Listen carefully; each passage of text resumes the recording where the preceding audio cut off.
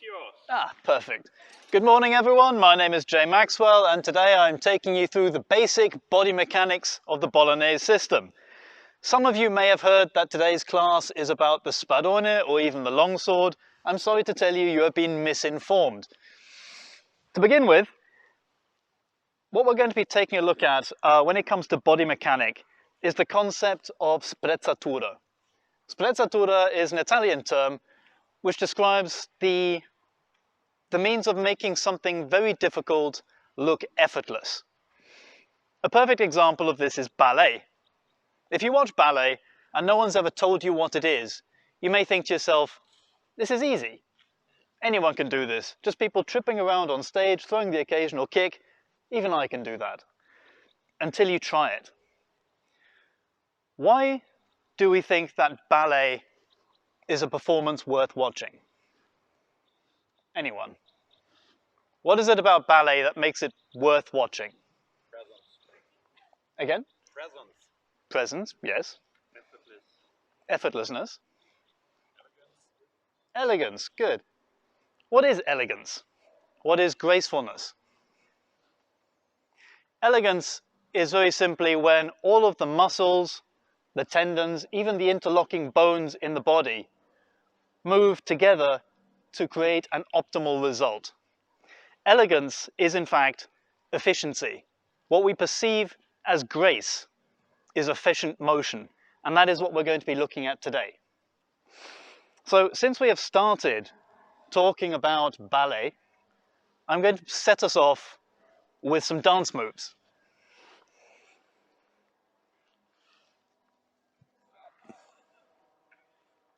Standing with your feet in an inverted L shape. With your feet in an inverted L, place your heel in the position of your toe. And drop your weight. From here, bring your rear foot in line with the toe. And back in position. Bring your rear foot in line with the heel. Back in position. Toe. Heel. Toe. Heel. Tum, tum, tum, tum, tum, tum, tum, tum. Form a line. And maintaining a tempo, in your own time, advance forwards.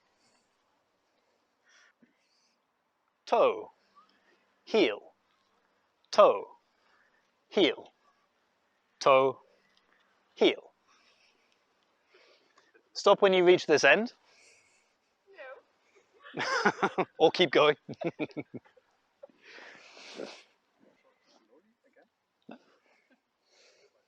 Toe, heel, toe, heel. Once you've reached this end, form up in a line again. We're going to do the same thing, but this time I'm going to give you a tempo. Are you ready? 3, 2, 1.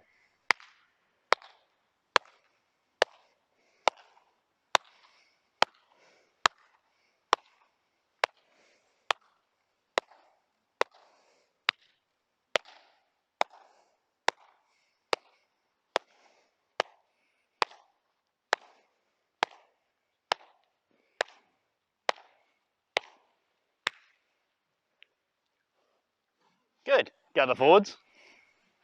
We're now going to do the same thing again, but backwards. In this case, bring the foot, or bring the toes to the heel, heel to the toes, heel, toe, heel, toe.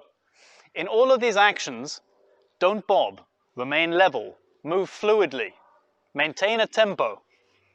And backwards, I should be looking at your backs. You're moving backwards towards me, in your own time. Begin. Okay, gather back in down here at the end. How are we all feeling? Confident?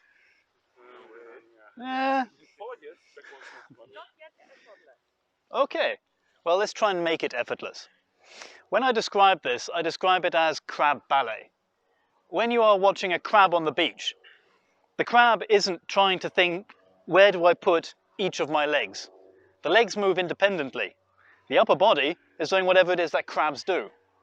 If you as a swordsman are thinking about where you're placing your feet in order to move, you're not thinking about your next movement. You're not thinking about what your opponent is going to be doing next. You're thinking about where you're going to be stepping. So your legs have to be independent of the rest of you. We're going to try this again. I'm going to gesture to you whether you go forwards or whether you go backwards. When you move, it will be in tempo, it will be in a line, in time with everybody else. You'll be moving diagonally forwards or diagonally back. Ready? 3, 2, 1.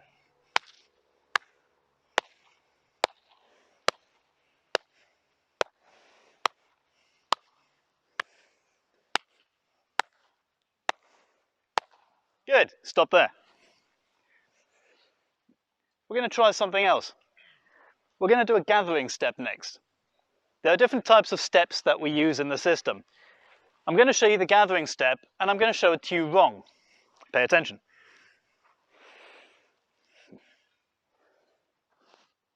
How's that a gathering step? It's not. I'm not gathering, I'm stepping out. Actually, it is. We're just starting at a different point. And I'm showing it like this because it's easier for you to comprehend and to practice this way. So we're starting the gathering step, but we're starting it halfway through. Again, exactly the same, very un-Bolognese stance. Just standing with your feet 1 foot's width apart, upright. Place your heel where your toes are. And now as the toe slaps down, the rear foot gathers in. 2, 1, 2. Tum, tum, tum, tum. Just that. Knees slightly bent. Keep that distance between your feet. 1 foot distance. As you step out, your feet should be 2 feet's width apart. As you gather in, your feet are 1 foot's width apart. Keep those knees bent. Don't stand upright.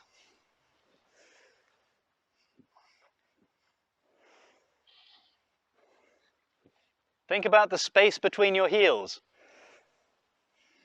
If your feet are too close together, you have no explosive power, you have no space to move.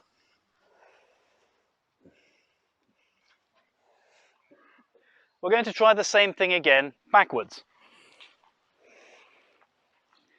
As you're stepping back, you're pushing through the ball of the foot. In the Bolognese system, most of the motion is through the ball of the foot, not through the heel. As you're pushing back, the heel lifts slightly, your upper body remains stationary, and you feel with your foot as you're stepping away. Remain level. Pushing through the ball of the foot, remaining level, feel with your toes, roll through the foot.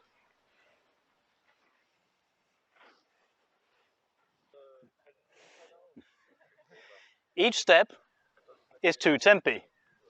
1, 2, 1, 2, 1, 2, 1, 2. It's not 1, 2, 3. 2 tempi. Advancing and retreating as I give the tempo. As you advance, 3, 2, 1. Okay, enough of that nonsense. How are you feeling about that? Seems easy? Does it seem self-explanatory? Okay, we're going to try flying out this time. We're going to try something more pragmatic. This time, we have to imagine we're not just stepping away under control, we have to get away because something has gone wrong. We do this by giving ourselves to gravity. Take the rear leg away and just drop. Keeping your core tight, take the rear leg away and let gravity pull you back. If your core is not tight, you're just going to fall. You're like a tree falling over in a forest. Control it. Again, feeling with the foot, and you're pushing through the heel this time. If a point is in your face, this is the piece of the body you have to take away. You drop. Don't stamp back. Feel with your foot.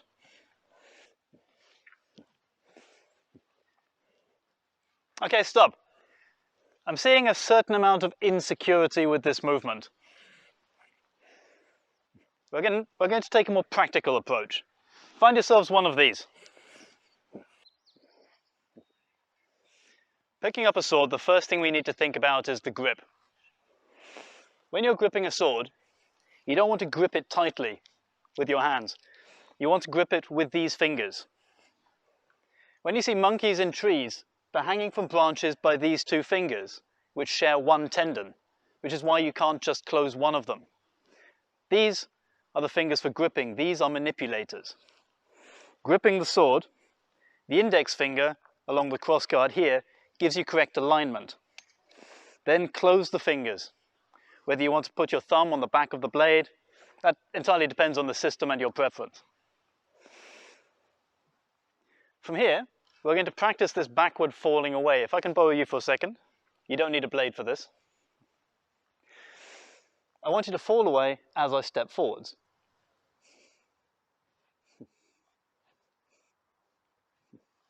Much more natural, isn't it? Yes. Okay. Find yourself a partner. We're going to do this very quickly and then move on to something more interesting. Good. Gather back in.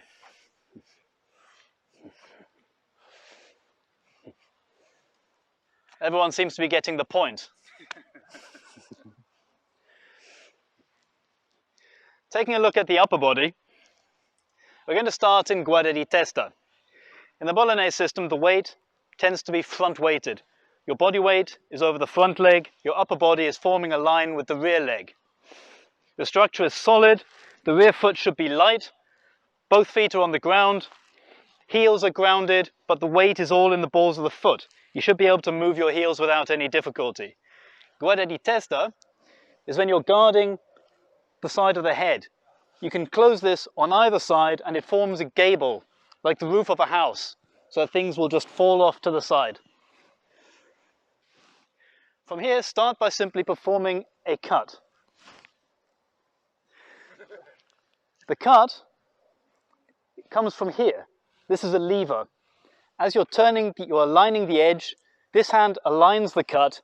This hand delivers the cut. You're pulling through, keeping this hand firm and levering that cut down.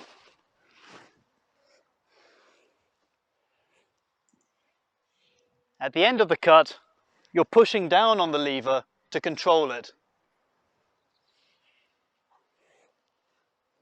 Position, pull through, and stop at the end by putting your weight on the back of that lever. The true edge is on the inside, here. So when you're performing the cut, you're just tilting and pulling through.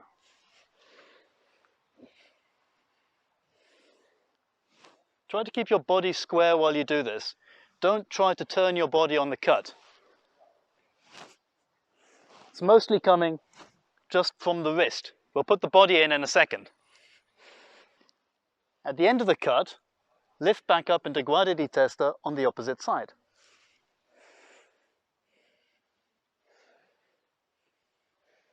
Two tempi. Cut, up into guard.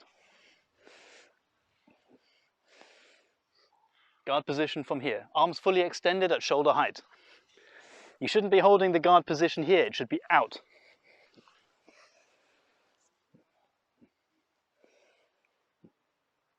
Okay, now let's do it with a dance move. Put your swords down for a second. Feet roughly 1 foot's width apart. Body weight forwards. From here, shift your rear foot, shoulder width apart. Knees slightly bent, weight centered. Your left foot now follows behind. Weight on the ball of the foot. Shoulder width, and throw the leg behind. Shoulder width, leg behind. As you're doing this, your core remains tight.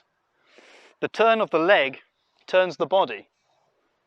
From here, you can turn as much as you want. Always turn to realign yourself with whoever your opponent happens to be. If I'm fighting the gentleman here, shoulder width, square, realign. Shoulder width, realign.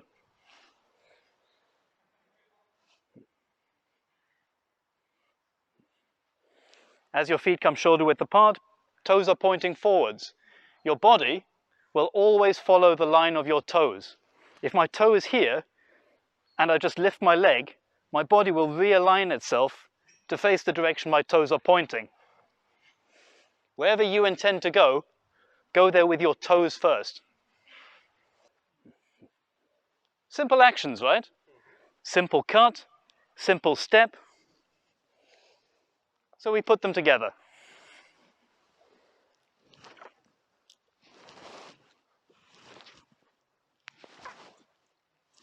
Very simple.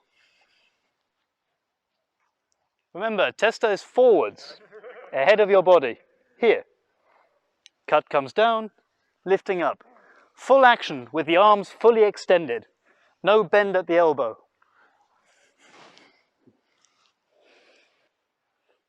Okay, I can see this is too easy for you. Let's try something different.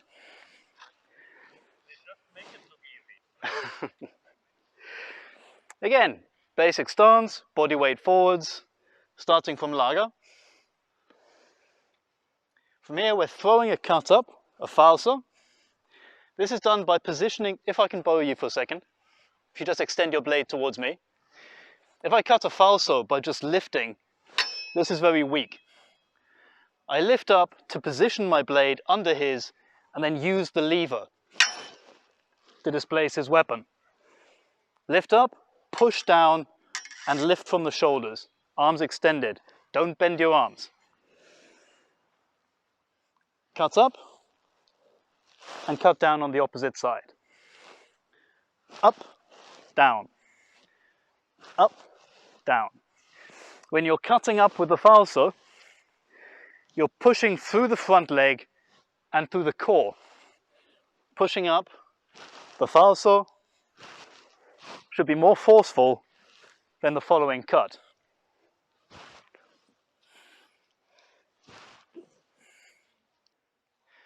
Your body weight remains forwards.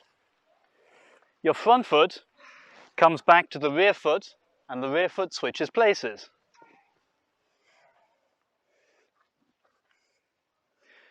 You have that moment of gravity trying to take effect. Trust yourself. Your body won't allow you to fall forwards. Your mind will force your foot to come forwards and catch you. You just need to control it.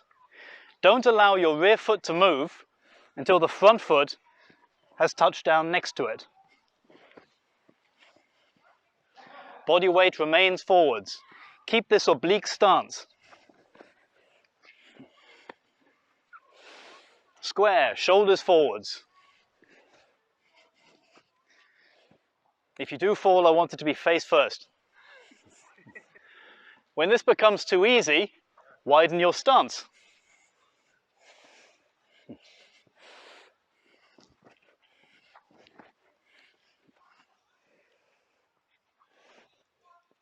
Front foot touches down by the rear foot.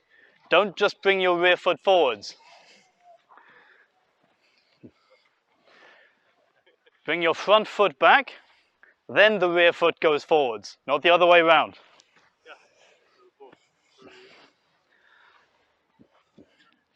Find a sword. And we're going to combine the two again. Observe.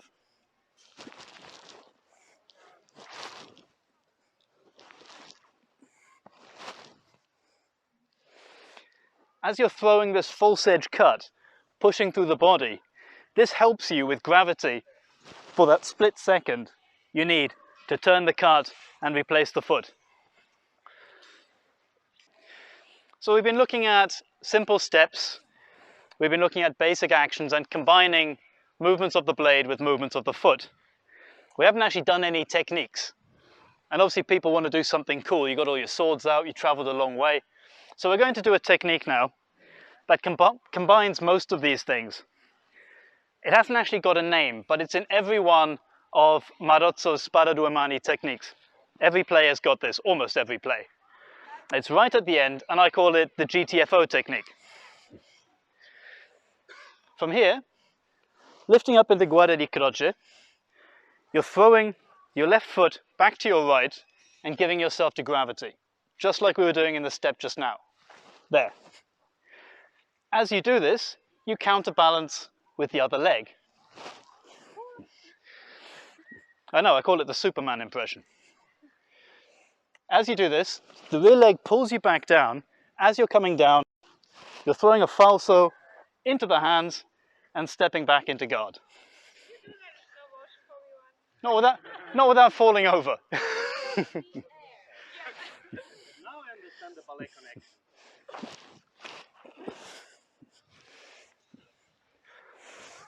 So we're going to start just with the footwork.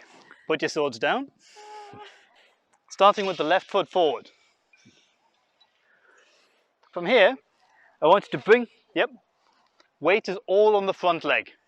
All of your weight is forwards.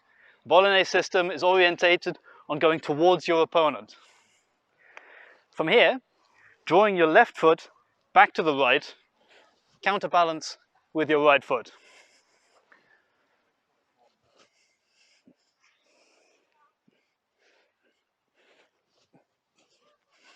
Try to get this horizontal plane going.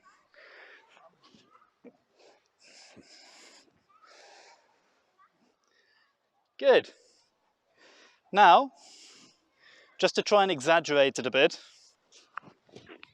get both hands on the ground while you do this.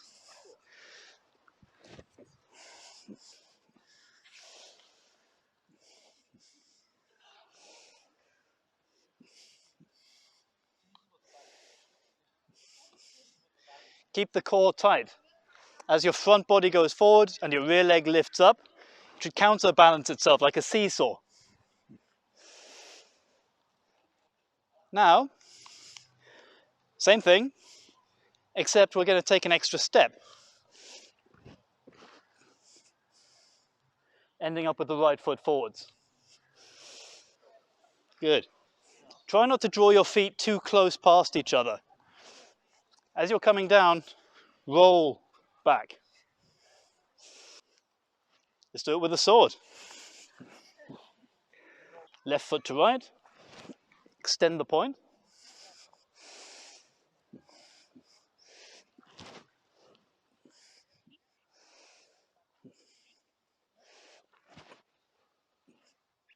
By keeping your body weight forwards, you're threatening your opponent. You're either dissuading him from following you, or you're putting the point in their face. But of course that's too simple. Your opponent is going to see through this. You're luring your opponent on.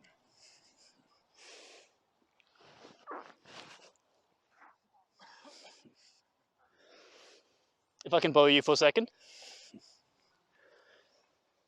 We're standing here. As my opponent is coming towards me, I'm lifting into guarda di croce, extending forward to threaten. As he now comes after me, I'm cutting into the arms as I come back under guard. In your own time. Do we cut to the arms with the short edge? Yes, with the false edge.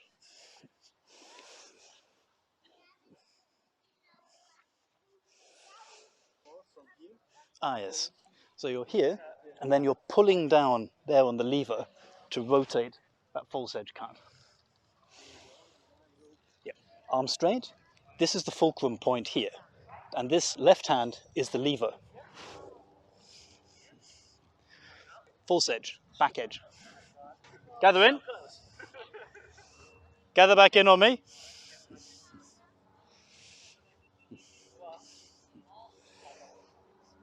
Guys, gather on me. Unfortunately, that's all that we have time for today. This was only meant to be a taster of the bodywork of the Bolognese system. Normally this would be a 2-hour class and part of a much longer presentation. I hope it was of some interest. I hope it was of some use. Yes, sure. Before we finish, I just wanted to once again demonstrate how this false edge cut is performed. You are pulling down on the back of the lever, keeping your arm fully extended. This hand is the fulcrum. You're pulling down and then turning that false edge cut. You're creating a rotation. It looks like a really big movement. But when you look at the center of rotation here, it doesn't really move that much. You're just repositioning it under your opponent's sword and finishing with a forceful cut to the hands.